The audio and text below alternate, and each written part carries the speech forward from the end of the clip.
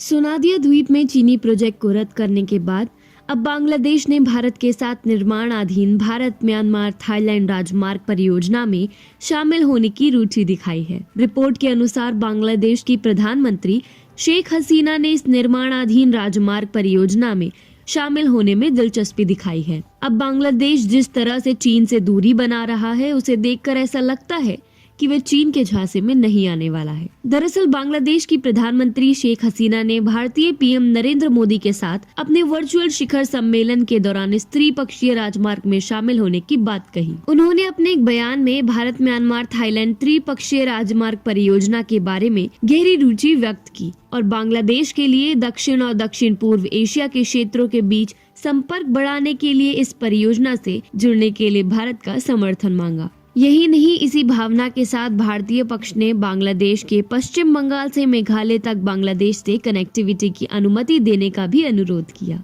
हसीना और मोदी ने चल रहे द्विपक्षीय संपर्क उपायों का जायजा लिया और हाल ही में protocol on inland water transit and trade के लिए दूसरे संस्करण पर हस्ताक्षर करने सहित हाल की पहलों का स्वागत भी किया।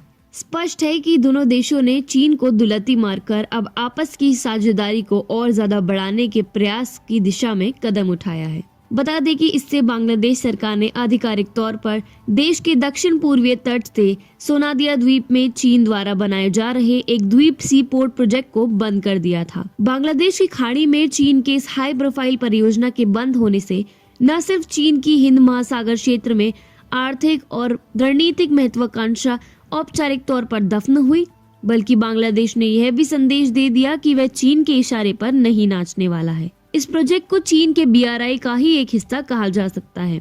हालांकि बांग्लादेश सरकार ने इस प्रोजेक्ट को पूरी तरीके से बंद करने के फैसले का कारण पर्यावरण संबंधी चिंताओं को बताया था, लेकिन इसका मुख्य कारण भारत का जियोपॉलिटिकल दबाव भी हो सकता है। बांग्लादेश में प्रभाव के लिए भारत चीन में अक्सर एक प्रतिस्पर्धा देखने को मिलती है। चीन किसी भी तरह से भारत के पड़ोसियों पर दबाव बनाकर उन्हें अपने इशारे पर नचाना चाहता है, जिससे भारत पर दबाव बनाया जा सके। उदाहरण के लिए नेपाल, पाकिस्तान या श्रीलंका को देखा जा सकता है। इसी तरह वह बांग्लादेश को भी लालच देकर अपने जाल में फंसाना चाहता था, परंतु अब ऐसा होता नहीं दिख रहा है। इसी वर्ष अगस्त के अंत में कैबिनेट बैठक में हसीना सरकार ने औपचारिक रूप से सोनादिया द्वीप सागर बंदरगाह प्राधिकरण अधिनियम 2012 को रद्द कर दिया और परियोजना को रद्द करने की घोषणा की।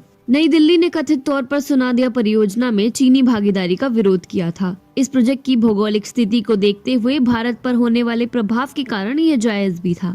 भारत को ऐसी आशंकाएं थी कि श्रीलंका की तरह चीन ढाका को ऋण के बोझ तले दबाकर इस रणनीतिक द्वीप पोर्ट को हड़पने का दबाव बना सकता है।